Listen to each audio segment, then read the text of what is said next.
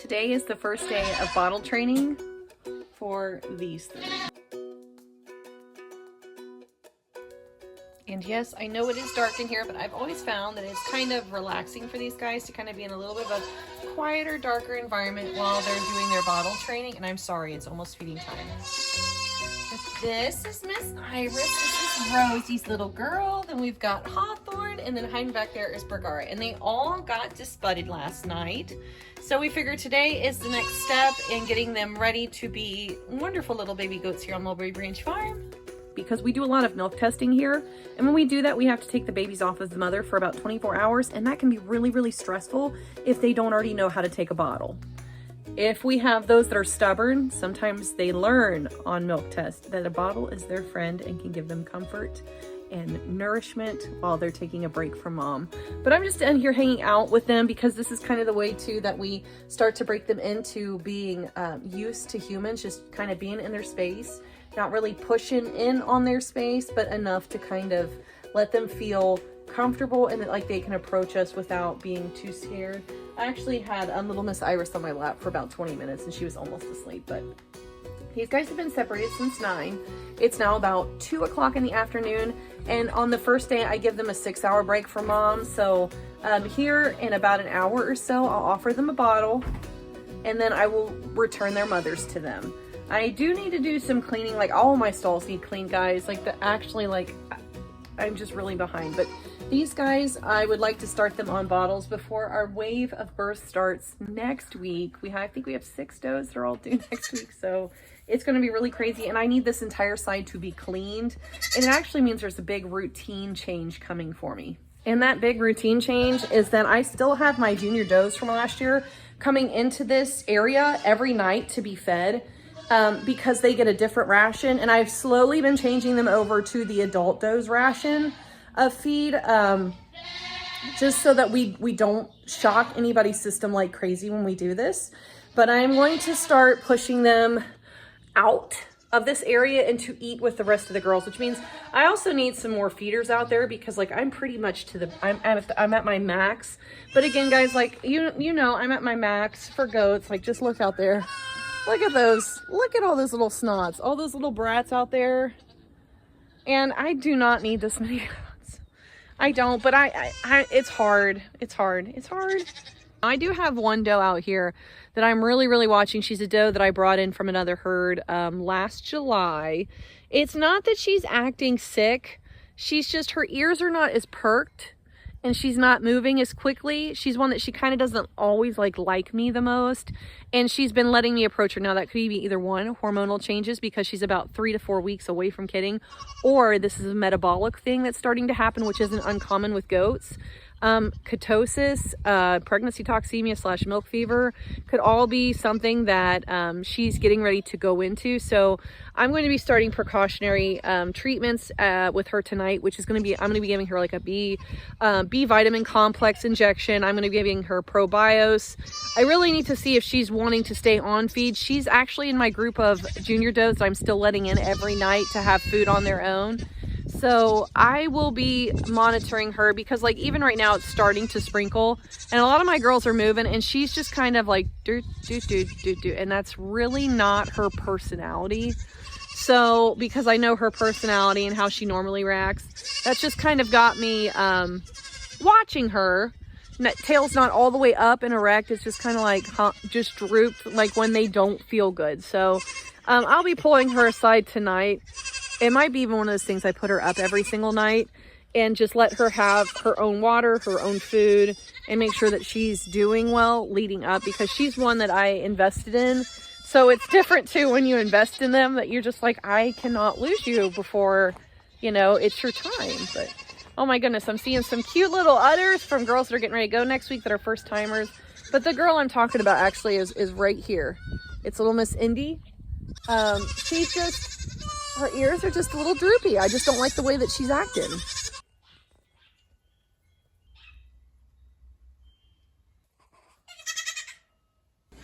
All right, guys, something a little new, bringing you into the kitchen because we are getting ready to freeze dry some strawberries that we bought from a local FFA chapter to support those FFA students, and we're gonna pop these into the freeze dryer tonight. The freeze dryer is not exactly something that we've shared like a lot with you guys, but as we start going into a growing season, and now that we've learned to use it a little bit better, I plan to bring you guys along on this. So what we've got here is we've just got some strawberries. There's a lot more. I bought a flat. I always buy a flat every year from one of the young ladies at our church who does FFA. I was in FFA as a young kid, so I really love what the FFA does for youth in the schools and their focus on agriculture. So I always try to support them by grabbing some strawberries. So I have a lot more than just this, but I am going to start to get these ready by just rinsing them off really well and then cutting them in halves and taking the tops off. The tops will either go into our compost, or the ducks and the chickens actually really love to pick them like clean. And at this point in the year, that's really great because there's not a whole lot of forage out there for them. We're still in cold weather. So let's go ahead and get this done.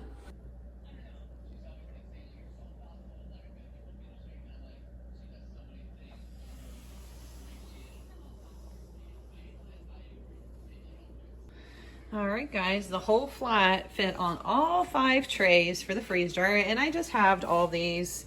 They're laying out evenly spaced, and I'm excited to get these in. But what I'm going to do first is I'm actually going to pop all of these into the freezer and then into the freeze dryer. The freezer is from what Mark tells me, because this is Mark's baby.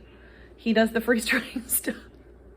He says, if you freeze it, it'll make it go faster, because you're kind of already like doing a little bit of the work for the freeze dryer so that the cycle will go faster. I was actually reading on it online earlier today, and it said that it could take anywhere from like 28 to 33 hours to run strawberries. So we'll see. Hopefully these are successful.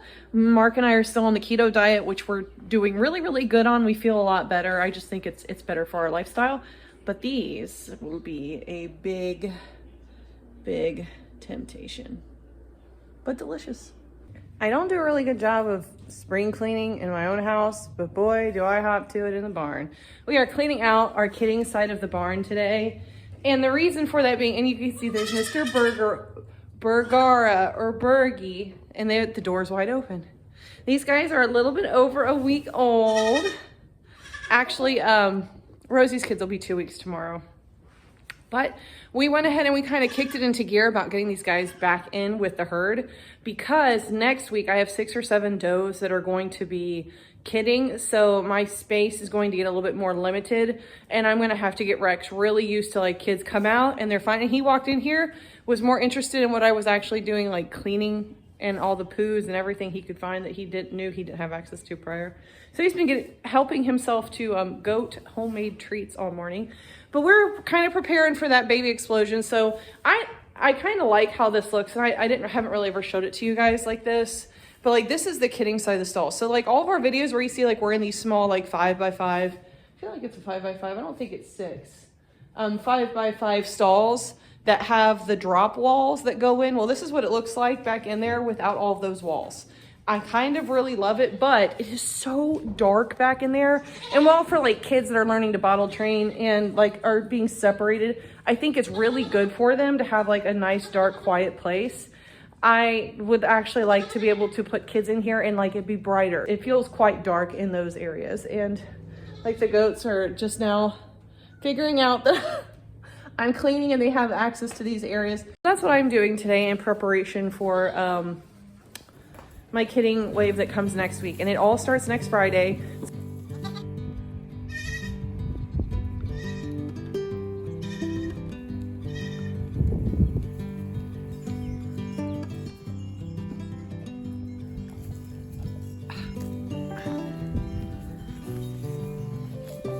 Guys, can I please just get...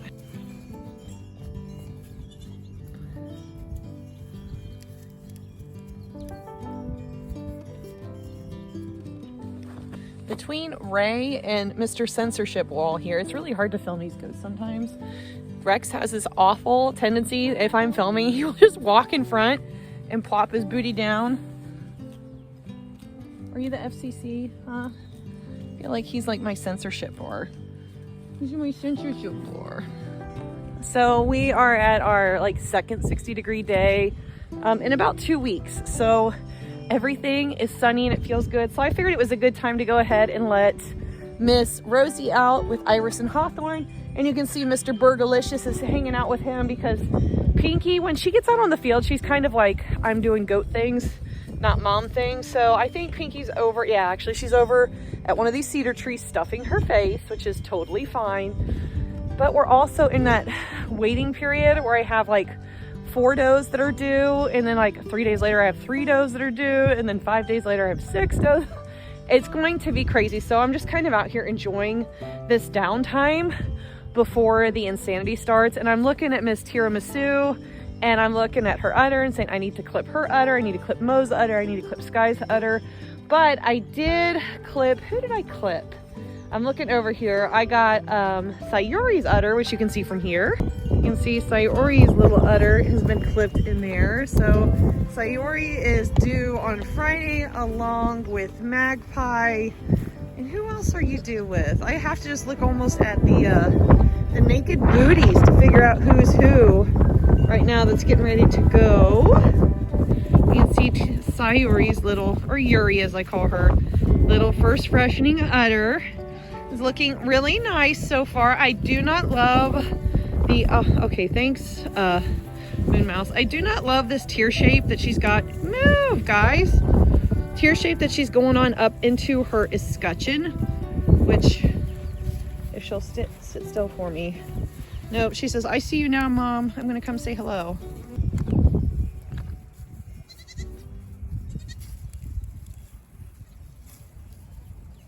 They are just little feeding monsters. Rosie never gets a break.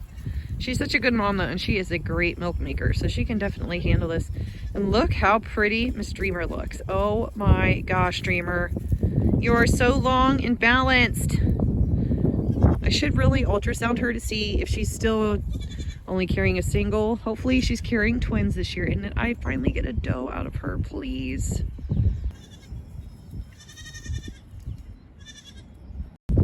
So thanks to Mark, we have some cedar trees from our new purchased land right next door, just like kind of right over there somewhere. And he was able to cut down a lot of these cedar trees, and the girls have been loving the extra rough edge, and cedar trees are fine for them. So just pulling it up off the fence so they can actually all get to it.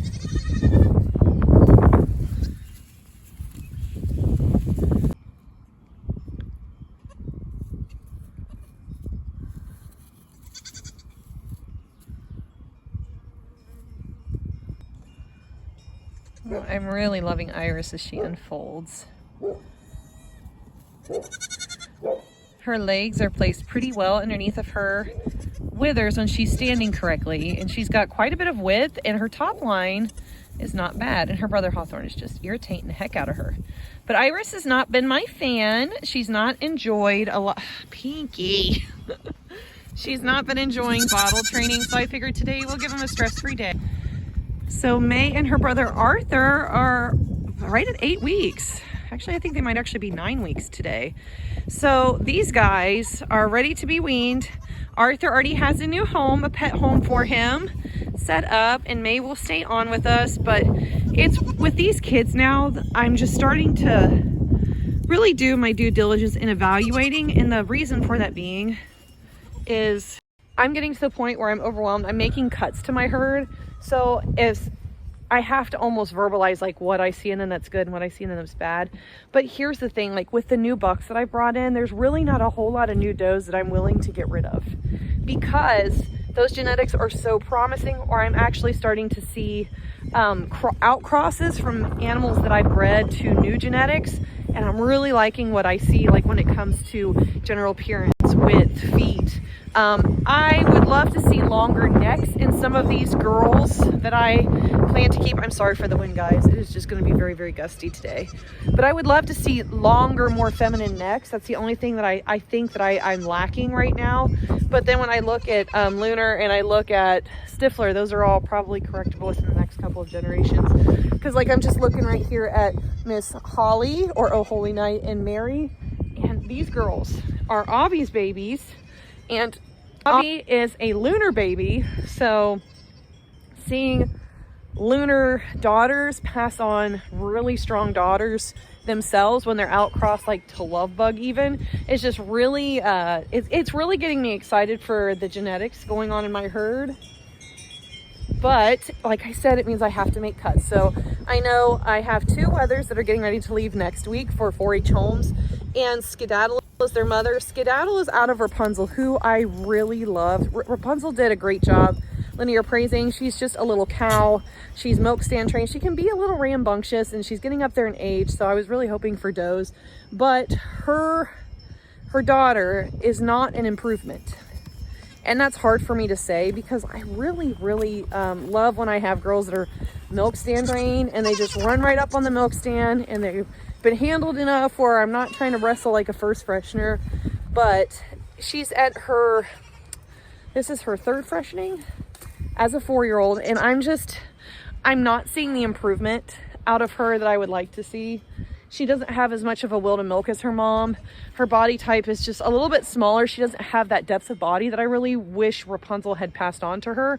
And actually Rapunzel's daughter from 2 years, Aurora, who miscarried, I rebred her, I scanned her, she's open still. So I am probably going to get rid of Aurora. Aurora's toes are really open, which for some people, that if you're not showing goats or you're not like really pushing for confirmation, this doesn't mean anything to you, and that's fine. Goats can be pets, they're livestock, they are super versatile. I'm just to that point where I have so many goats out there and I'm starting to feel like I need to cut down. I have to start looking at those little things in order to nitpick them apart and figure out who actually stays and deserves to carry a barn name and work for me, or who can go as a paper doe and work at somebody else's farm, because while they're not what I need here, they might be something that somebody else needs. So I am just starting to look at them a little bit more critically this year. And it's really hard because some of these girls are older, so that means I have they've been born here, and it's hard when they're born here, and I can literally pull up the videos of them being born and working with them and bottle training them and milk stand training them and taking them to shows, and then all those years put in, and I'm like, it's time for you to go. Like there's not a whole lot that you have left to offer me, but you have a whole lot to offer somebody else. So this in no way, shape, or form degrades them. It doesn't devalue them. It just means here, if you were to put them all in a lineup, I would say that they're not anywhere towards the front. They're more towards the back for one reason or another. Now in somebody else's herd and for somebody else's goals, they might be at the front of the line. I don't know, but I at least owe it to them to give them a chance to go to another herd to shine. Or here they're just kind of, they're another mouth to feed, and I know I'm not going to use them as much. I'm really sad because Skids actually had a daughter last year that just suddenly passed away for no reason. Was fine in the morning, clear lung sounds, no dish, nothing, and then by the afternoon she was gone. So I have missed my chance to keep another Skids daughter, but Skids' first daughter, Magpie, is actually one that's getting ready to kid this week, so I'm excited. I still have the bloodlines. It's just one of those where even though the dam is really strong, the 2 daughters aren't really an improvement, and there are other does that are exceeding them in the areas where I really need them to exceed, so it just sucks. It's a part of husbandry though. And these guys are a testament as to why I really, really love to put my kids out on the field as soon as I can with moms. They're just at, oh, were they 2 weeks on Sunday? Yeah, they were 2 weeks on Sunday. They're already out here. They already mimic mom. They're already out trying to graze, picket this different forage. They already picket grain and hay and have been messing around in the water. And they're 2 weeks old.